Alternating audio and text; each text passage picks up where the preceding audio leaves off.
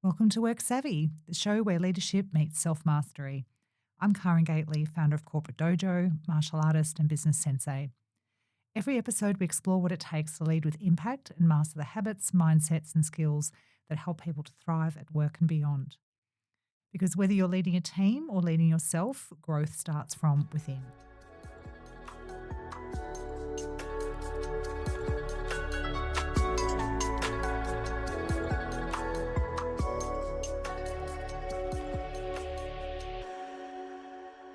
So, on the show today, we're going to be talking about personal branding and what it really means to live and work authentically. When I think about personal branding, I don't think about marketing tactics. I think about self mastery. So, this is all about knowing your strengths, owning your story, and leading in ways that are authentic and impactful. That's the foundation of a brand that actually works, in my experience. So, to help us to unpack this topic, we are joined by Vinisha Rathod. Vinisha is a keynote speaker and advisor, the founder of P3 Studio, and a consultancy helping businesses scale through people, partnership, and purpose. She has a new book, The Briefcase Effect, Your Personal Brand Action Plan for the Curious and the Courageous. It's a strategic guide to building a brand that doesn't just look good on paper, but feels authentic and powerful in your everyday life. Vinisha, welcome to Work Savvy. Thank you so much for being here. Thank you so much for having me, Karen. So let's start with, I'm curious to understand why this book. What motivate you to want to get this out there? Yeah, so this is based on my one-to-one sessions that I would do with people. The Yeah. one-liner that I have for this book is how do you become a magnet for amazing people and opportunities and detract those who harm and hinder you. Do we Yeah. swear on this? I'm not Go sure. for your life. Just Oh, okay. language warning to our listeners. Yeah, sorry, language warning. How do we detract dickheads? Yeah. Nobody wants them. This is non-gendered. This is just for anyone who is awful or harms and hinders you. Yeah. So how do you automatically wear that on your sleeve? And so when I started my business last year, I'm really clear on what drives me, but what makes money from that, because a lot of people have expensive hobbies Mm. or they tie everything they do to their passion. I Mm. think it's very toxic because not Mm. everyone loves what they do to make money. Yeah. I started having these conversations, but then I'll be really clear. This is what I'm good at. This is what I do, and this is why. So if I just pitch really quickly, because it's going to intercept into why I wrote Sure. the book. I'm very good at developing relationships and trust very quickly across groups. I'm also can identify commercial blockers to growing your business. So systems, people, and all that kind of stuff. Yeah. And what I do with my skill set is I build profitable partnerships and great places to work. So high performing teams, align leadership, org design, so right people, right roles, change management. So the intersection of people, strategy, and execution is where I Mm. play. Mm-hmm. And the reason why I do that is that the smartest companies hire A players. A players come from anywhere. Mm. That reduces the wealth inequality gap, that reduces domestic violence. Mm. These are both very personal to me. It would have been a lot harder for me to leave something if I didn't have a career. I would have never had a career if people didn't see my potential. Mm. So I know the roles that companies play in helping societal issues and structures, essentially. Mm. But I know what I need to do that. And I know what makes me money or people pay for versus I know what I stand for. Mm. People get that mixed up. And so people asked me last year, V, how are you so clear on how you network, build your profile online, show up?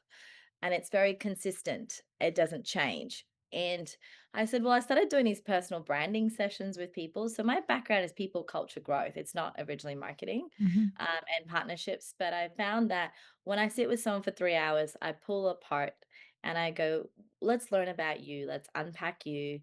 Then we get really crystal clear on their pitch. I do this because I care about this, and this is what drives me.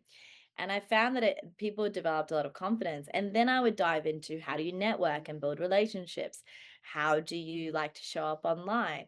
And for example, like for me, I'm an extrovert that networks like an introvert because depth is something I value. I won't work the room. Mm. So I got really clear in myself and I started doing that for other people. So it's every 3 hours, pull you apart, give you a 20-page document. At the end of the year, my girlfriend said to me, I saw the impact with one of the women you worked with, and her confidence level tripled. Mm. Can you write about your technique? And I was like, sure. How hard's writing a book? Hard, FYI, really hard. So I did self-publishing, and I spoke to the guy in December last year. And I was like, sure, mid-Feb, because Australia's asleep. I'm just gonna write the book then. It's just an extension of my 20-page document. Yeah, I wrote it within 4 months. It's crazy because I was so obsessed with what does the reader want to feel? Mm. And this is the book I wish I always had, because how many times have we wondered, how do we spend our career and our life and what do we do and what drives us? I've had many mental breakdowns due to this. And as someone who has so many skills, I just didn't know what to do with my Mm. time. And as someone who's didn't come from the business world or didn't grow up in that world, I was really trying to navigate it. And so last 3 years it completely changed my life. And I know it was possible for others to do the same. So if one person could feel the confidence after a session, I knew that others could too. Yeah. And so the real reason I wrote it is because I wanted it to help. Yeah. Amazing. I'm really curious about the title of the book, the Briefcase Effect. Why did you call it that? So 3 years ago, when I started working in tech, so I'm ex EY, ex BCG. I lived in London. Did executive assistant work, and 15 years ago, my father passed away Oh, from I'm cancer. sorry. Thank you. So I just finished university, and he was 50, so he was quite young when he Wow. passed. So, watching someone you love dying in front of you within 4 months at the age of Mm. 22 definitely shaped me quite substantially. And when I started working in tech at the same time, I was going through quite a horrendous divorce and etc. So then I started working in a new place in a completely new industry. And I thought it reminded me so much of sci-fi. And we grew up with a lot of sci-fi. So I said to mom, I'm looking for a new laptop bag. I saw a guy on the bus with a briefcase, and dad used to have one. Yeah. And I was like, "Oh, maybe I'll get a briefcase because it reminds me of him with me. Because he would have Mm. loved this. He was an accountant, but he was a bit, loved change and really inquisitive. He would have really liked this ecosystem. Yeah. So I bought the briefcase in loving memory of him to feel like he's with me while I'm building relationships and learning about this new world and rebuilding my life essentially. And at this new place, when I was working in the tech space, I worked for a tech recruitment company. I did everything apart from recruitment, Mm. but I started having a lot of conversations because people kept making their decisions based on passion, which is incredibly privileged. Mm. So I started having these talks. People then asked me to speak at things. I brought the briefcase with me at networking functions. Everyone was like, "Oh my God, you have a briefcase." I was like, "Okay." And they're like, "Why?" And I was like, "Oh, I can't keep talking about my father who passed away. It's very sad." So then they started coming out with a story like there's venture capital money, there's thoughts and prayers, there's secrets to growing your business. So business development conversations started. I started posting online because we did a tech salary guide, and I was trying to get prospects and people to provide data because I knew what finance meant for me and what I Mm. went through. So I was really cognizant of making sure other people had access to information. So it was really driven from a place of my own pain and my Mm. own things like that. And then I developed my online persona. People knew who I was. And so when I started my own business last year, people already knew about me, and I Mm. never knew about building your brand outside of work. Yeah. I always thought you get noticed by your workplace, you work hard, you get noticed, you get promoted, and then you just do your thing after. Mm. I never learned that you're constantly building your brand. And in the first time ever in society, we all have access to a global audience from Mm. this. We've never had that before. Yeah. Only celebrities did that, Yeah. right? Who are always consistently building their brands. And so I was like, to be honest, I was sick of the dickheads getting ahead who are very good at gloating about themselves and getting, opportunities. I wanted A players Mm. and amazing people who didn't know how to advocate for themselves to be able to articulate themselves well and get ahead because it feeds what I care about. Mm. Better companies. A players want to work with other A players. They don't care about your gender, your school, whatever. They just want to work with top talent, work with Mm. top talent. They build companies. top talent want to work for them, phase out the other companies that allow for sexual abuse, gender pay gap, and awful practices. Mm, That's not good for your business anyway. But I need the people to have the courage to start the business or work in a different capacity. So then the societal kind of things happen from there.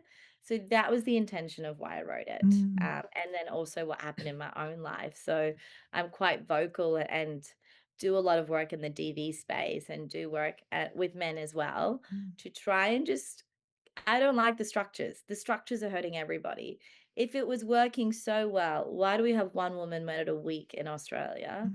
let alone coercive control? And why do we have 7, 8 men per day lost to suicide?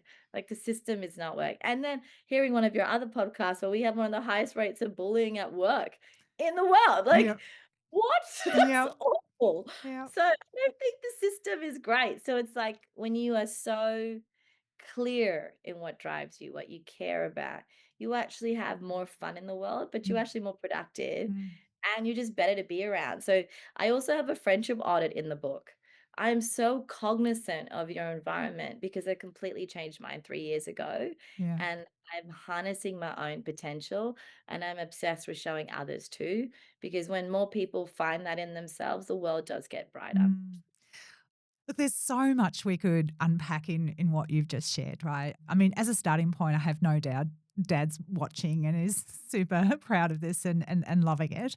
One of the reasons I asked the question is that, it reminded me of early in my career and the things, the symbols of success, or the things I wanted to make me feel important and like I'm getting ahead. And the briefcase was a big part of that. I really wanted a briefcase. Now, Oh, um, no. yeah, and again, it just reminded me of really what we're talking about here. In my view, is starting with our own identity. When we're really clear on who we are and what we stand for and what impact we want to have in the world, what I've found is people tend to buy belief. So the more we have belief in our potential and what it is we're doing and the impact we can have, the more likely other people are to actually tune into that or buy into it. So it's That's why curious. cults do so well. Well, Sorry. exactly. Like cults because there's like someone who's really clear on what they want to do. And I'm sick of these culty awfulness Yeah, getting I want more people who are incredibly driven by something so beautiful yeah. to that. Yeah. Yeah, absolutely. So I wanted to talk to you a bit about, the power of perception, because really at the end of the day, we're influencing other people's perceptions of who we are. Talk to us about that. How important is that? We all know perception management. Well, in fact, I would argue some of us think perception management is bad, but in my mind, it's mission critical. If you're not managing those perceptions, then clearly it's Yeah. challenging. You can't control what other people think about you, but what you can control is how consistent you show up. Mm, So you are always building your brand. The book, How to Make Friends and Influence People, is still relevant yeah. today. And I think critical more now with the fourth industrial revolution of AI. People want to know who they can trust. Yeah. Mistrust is at an all-time high because you don't know what's real and what's not. And resonance and consistency is so important. That's where you've met people who change Mm, when they're around certain people or situations, and you lose trust immediately. mm, I know the way I talk to you is the way I talk to my friends, the way I talk to there is the resonance is the same. mm. The things I care about don't change. The Yeah. things I stand for don't change. The way my demeanor is doesn't change. And that perception is there because it's consistent. Have you had to work on that consistency, and how did you actually achieve that? Because I can relate to that. I have often described that I don't think hierarchically. Like I really couldn't care less if you're the King of England or the Australia is a very CEO, thing, by the way. yeah, or a very new person in the team. I just don't think that way. So I find it fascinating how people do. But tell us about your journey to get into that point of consistency. Yeah, I mean, look, we are all programmed to, talk to the CEO or fear them or like There's a lot of social proofing, I think we're very programmed to do. And obviously, in the book, I write about how different cultures influence that as well. Mm, So, obviously, in very hierarchical cultures, they do make a difference of the rank that you are and the gender you are and all those kind of things. I came to peace with is the bigger mission of why I do what I do. I want to create workplaces where no one should ever experience gender pay gap and no one should ever experience any abuse, sexual mm, abuse at work. mm, So I think for me, the way I operate is I think unconsciously when I'm building my network, I'm sensing, do I trust these people with the most vulnerable? So I'm sensing the person before I find out what they do, mm, which means that you may rub some people the wrong way. And I think it's being really comfortable that you won't be liked by everyone. mm. But for me, the ones that I am, like the connections I build, they're very close. Yeah. That like the depth of what I can build in a very short amount of time, I cannot do that if I am trying to please everyone Yeah. and everyone's type. I don't have the capacity to, Mm, and I don't want to. So I just say I hang out with A players mm, and they love it. Like men love it, women love it. I go, I only hang out with A players. mm, I don't push to connect with people anymore. I don't push to be everyone's type. People know where they stand with me. mm, And that if that means that people don't wanna be part of the journey, they don't have to be. mm, But I think it's like surrounding yourself with really good people, having those anchor points of like, am I crazy with what I'm mm. doing? I took the briefcase with me over to America this year to see if the briefcase effect was real. Yeah. Go, am I living in a bubble in Australia that people just saying, they're being nice to you because I have a briefcase? Do I truly live in resonance? Do I truly live with that armor on my sleeve of becoming that magnet and detractor? And I took it to the US and it's real. Yeah. The way that I was able to build networks and connect and communicate and share and build, it's real. Mm, And the other thing I also say is, do you live in resonance even when you're under immense stress and pressure?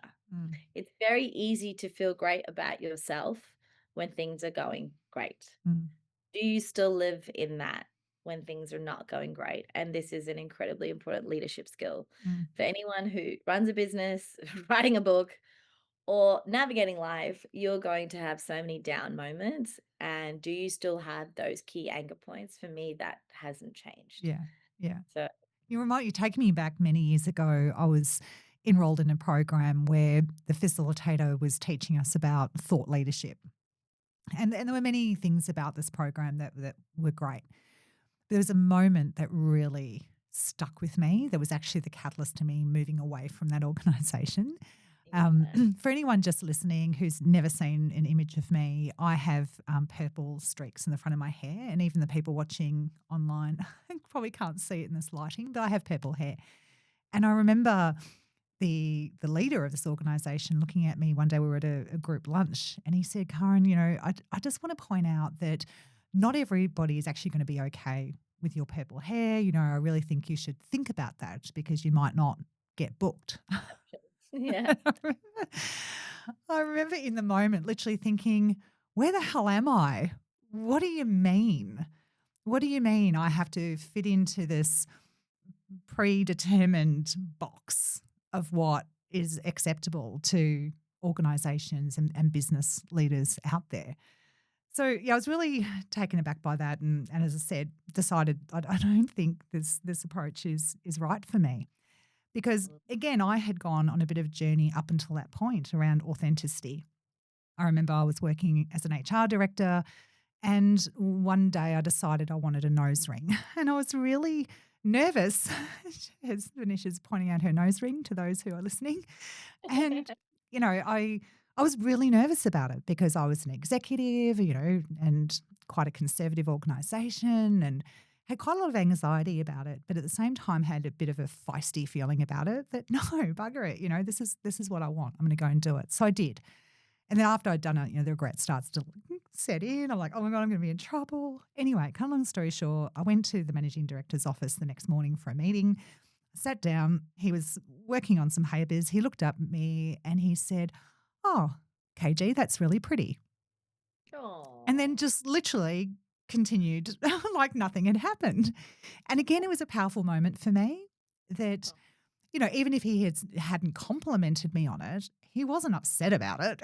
He wasn't, nothing happened, nothing bad that I had stressed about for days came to fruition. Anyway, it was a small moment, but a powerful moment yeah. around sometimes also what we perceive is not going to be received well. And so we diminish who we really are. We play it safe. We stay in this little box when it really doesn't matter. No, and to be honest, most people are just worried about their own worlds. Yeah, Being really honest, like, that's right. like, "Oh my god, what does everyone think?" I'm like, "No, everyone else is thinking the same thing and Yeah, literally just trying to survive yeah, to get yeah, in craziness." So yeah, it could feel really big for you, but it's not the biggest thing for someone else. yeah. I mean, that's why the consistency and the having your anchors are really important of what you stand for and what's important and why you do what you do. Mm, That even when you're in the room with all kinds of people who may think they're better than you don't feel that. mm, When I walk into a room, I don't look up, but I also don't look down. mm, I know a lot of people would put down people who are very wealthy or senior, to be like, you're so privileged that you got there. And it's like, well, everyone's fighting a battle. yeah. They have just different problems. But I also don't look down. And I think that's really important is no looking up, no looking down. We're here on this journey together. Do we vibe? Yes, no. Okay. Do we want to work together? Yes, no. Are you on the same team as me? I compliment you with calling you an A player because you are. Because Yeah. I want to. And I think the other thing that really ties me in my bookmark, I have, may your love for humanity be stronger than you need to exploit from it. So when I bring people together, it's because I want them to build businesses together and do work together because it drives something bigger that I care about. Mm, Your growth is my win. mm. It's our collective win. And the things that drive me, every time I see the confidently incompetent, I think, wow, like if I need a reminder of why I do the work or if I feel shit about myself, I Yeah, look at that and go, how? I don't know, but if yeah, you can, I know I'm incredibly capable and I can. yeah, And the other thing that inspires me is children. I yeah, look at all the time and I go, I'm sorry, I got to make the world better for you. yeah, And if we continually to wait for accolades, like imagine if the women who are the suffragettes yeah, fighting for us to vote. If they waited for accolades, they wouldn't take the action. yeah. They wouldn't have the tenacity. So a lot of the times I tell people lead with tenacity. Confidence is fleeting. And obviously you don't feel confident all the time. We're not meant to. No one does. But tenacity is sticking to something. It's like discipline and mastery Yeah. even when you don't see instant results. And I think that's what really anchors me in those moments when, Mm, things are very up and down. I'm like, nah, this is what drives me. mm, And people are wanted to be part of that or they don't. mm, And if they don't, that's totally okay. They're on mm. their own journey. So let's get practical about this. If I'm listening to us have this conversation, I'm thinking, okay, well, where do I start? And Yeah. does this mean I have to become a podcast host? Does it mean I have to do TikTok videos? Does it mean I need to be, self promoting all over LinkedIn? What does it mean for the average person or professional who Yeah. who wants to get clear and wants to build their brand? Yeah, so I always go to like, why do you want to build your brand? Really be super clear on the why, Mm, because you could be doing it for ego's sake, which is fine. Just I know why I do it, so it will get me through the icks, mm, and so the three things I say are really really practical. If you want to change the circumstances of your life, or if you want to see if there's new opportunities, a lot of people wait to when they get a new job or want a new job to then start applying for things, but they don't people don't know who you are. yeah. Only the company you worked with know who you are. And some people don't want to build their brand, like, because they already get referrals. Like, Mm, that's fine. This is for the people who want things to change or make impact. So the three practical takeaways I tell people that they can action right now, have a better answer for what do you do. You're going to be asked that question all the effing time. mm, You're at a wedding, you're at a gathering, you're at anything. yeah. Always people, "Oh, what do you do?" Oh, it's like the most boring question. I don't ask what you do because I think I love to know the person more, then I Yeah. figure out what they do. Yeah. But you always have a great answer. Oh, I do this. I'm really good. Can I answer it? But I'm really good at this. I do that with my skill set because I care about this. The amount of men and women that have opened up to me about domestic violence is incredible. Mm, So, what I'm bidding for is connection instead of transaction. For mm, me, that's very important. mm, Everyone is different. mm, So have a really good answer for what do you do to be more memorable and also to curate the connections you want. mm, So that, and there's very practical takeaways in the book. I talk about it all the time. The second one is your online profile is your 24/7 resume. mm, Write about what you're good at, what you know about, share stuff, your thought leadership. Australia is a very look but not touch country. mm. So we take a lot of time and need social proofing to decide, do I trust you? And this is becoming more prominent with AI. Yeah. So this is why I encourage people to post online and to share thoughts online if they can. So the thing I want to talk about online is a lot of angst around it. We always shared through storytelling. We used to share around a fire. This is from the ancient times that we shared in halls. We still do with churches and in religious gatherings. We shared information through stories. What social media is simply an evolution of storytelling. Then we got books, then we got radio, then we got podcasts. Now we have social media, but social media is storytelling to a global audience. Mm, Use that to your advantage because I'm sick of the dickheads getting ahead with it. And what we're finding now is a lot of young people and people are building their profiles online and they're building businesses because people love them and they want to support them yeah. because they feel like they're part of the journey. When I wrote my book, I wrote it in public because I wrote it within 4 months. I didn't know what the name was going to be. I was going to call it F personal branding. They're like, no, everyone loves your briefcase V. And I was like, does it? Is it going to resonate? I don't know. But I had so many opinions. I had so many opinions on the title cover. I built in public. People know what I think.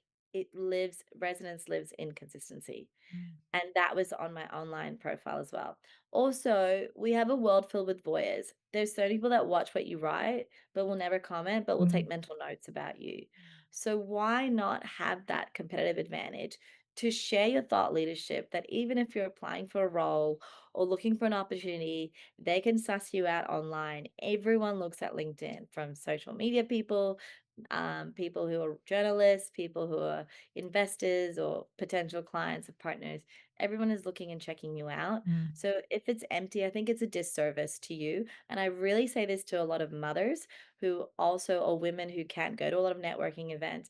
Build your profile online. mm, It doesn't have to be this awful thing. Be very clear to showcase what you're good at and your thought leadership. So 24/7, think of your online as a 24/7 resume. The third one, build outside your usual network. mm, If you cannot leave your toxic environment, whatever that is, personally and professionally, go find tribes elsewhere. There are so many free events across the country, so many webinars, so many things you can attend to. Build outside your usual group. In the book, I have a friendship audit, but I also talk about the strength of weak ties. The thing is that you don't have to have everyone as a close friend, but actually, people who are a bit more distant to you will have new perspectives and new connections, new opportunities, and things. mm, If they know about you, they're more likely to refer you in a room filled with opportunities or mm, think about you. You got to just find the givers who think like that. mm, And I've been very blessed that building outside my usual network is always a way to have so many more touch points. And because my mission is so global, it's an invitation for so many people to be part of the change with me, mm, that the way I'm able to open doors, have opportunities is not someone like me. I only started doing this 3 years ago. And so I want to show to people, like, build outside your usual network, go with curiosity, figure out what your networking style is. I've had someone say to me, oh, I said to him, how do you build like relationships, or what do you do at a conference when you don't know anybody, or a gathering? It's like, I sit in the corner anxious AF. I was like, mhm. I was gonna approach you if you look like that. So I said, go to the food. Go near food. Everyone loves food. I love food. I sometimes go near the food and I start talking about the cheese and we're friends Yeah. and we just start. So and then or you go to talks and hear thought leadership and just be curious Mm, and then share what you learn online. There you go. They've got content, mm. right? when I started doing this myself 3 years ago, I would go to things because I was curious to learn. I was like, "Oh, I wanna learn about, I don't know, metaphysics. I wanna learn about brain stuff. I wanna learn about what's happening in space." There's a lot happening in space, by the way. I just wanna learn about things. Mm. And then if I meet someone here, that's a beautiful bonus, but Yeah. that's not my real reason. Yeah. And I'm just going as a curious human to another curious human, trying to navigate this crazy thing called life. And I've been able to build some really beautiful friendships when I Mm. restarted Mm. because I saw people as people. Yeah. They're my three really practical takeaway Yeah. tips Love as it. to start building because you're building your muscle of what do you do? You're building your muscle Mm. of content creation Mm. and you're building your brand. And it's happening everywhere, Mm. whether you're in the driver's seat of your brand or not, Mm. it's being built. And Mm. it's like, do you want to be driving that perception Yeah. or do you want to just be on the background and then complain? Why is that blah, blah, blah getting ahead? Because they're trying and they're hustling and they're sharing Mm. and they're trying to make something of themselves. Mm. And we should be cheering them on instead of throwing from jealousy because you don't want to get off the butt from TV, Yeah. watch 4 hours a day, and then just complain about life. It's like, Yeah. sorry, like if you want to make something, the hustle is hard. Yeah. It's not an easy thing. It's just easier to complain. And if that's what you want to do, then do it. But your perception is that you will be the complaining type and AI will take your job because AI is taking the jobs of people who are mediocre. Yeah. And if you want to be mediocre, go for it. I'm going to push for universal base income because not everyone wants to keep building, and that's fine. Yeah. But this is for people who want to do something with the gifts that they've been given to causes they care about. Mm. And I think a key point you've made there is that whether you're doing it on purpose or not, your brand has been built. And I have the same conversation with leaders around the culture of an organization. I had one leader say to me, "Oh, we don't really have a culture." I said, "Well, you do. Always do. You just didn't create it deliberately." And I know, working as an HR director for a long time, I Mm, haven't been in a in-house HR director role for over 20 years. But even back then it was relevant that, even back then we were looking beyond just the CV that was being provided. We were looking good. beyond the referee that was volunteered. And fast forward to today, I would argue that's super common. That if an organisation is starting to get interested in a candidate, they're going to look them up. They're going to do the Google search, they're going to do the Facebook search, the LinkedIn search. And as you've said, there's a missed opportunity in when they go and have a look that you're silent. But even worse, if they go there and there's things that reflect in ways you don't want them to. So the classic example I saw of this just recently, I was supporting a CEO who needed to bring in a new executive into their team. The recruitment agency presented a bunch of candidates to us, and the first thing I did was went to LinkedIn, looked them up, and went to look at what comments they had made on other people's posts, I right? love it. It's Yeah, public. Yeah. exactly. I'm more interested in their comments than their actual posts because the comments is often where get people, um, Real thinking. yeah, they get less tidy, right? And so there was this one particular executive that was just aggressive and rude in every interaction. And it Mm, was at complete odds with some of the proactive stuff that they had posted about what they believe in. that's your So brand. again, you can see this person's character, how they're behaving when they think no one is watching, right? Oh, huge. Because it's not in their actual profile page themselves. So yeah, that in my mind is already a massive thing. So again, if we're in the context of you wanting to win a new job or a promotion or you're wanting to run your own business and win clients, that digital footprint matters. Absolutely. And I had a young man ask me, it was very sweet after one of the talks I did, and he was very conscious of not having a homogenous network.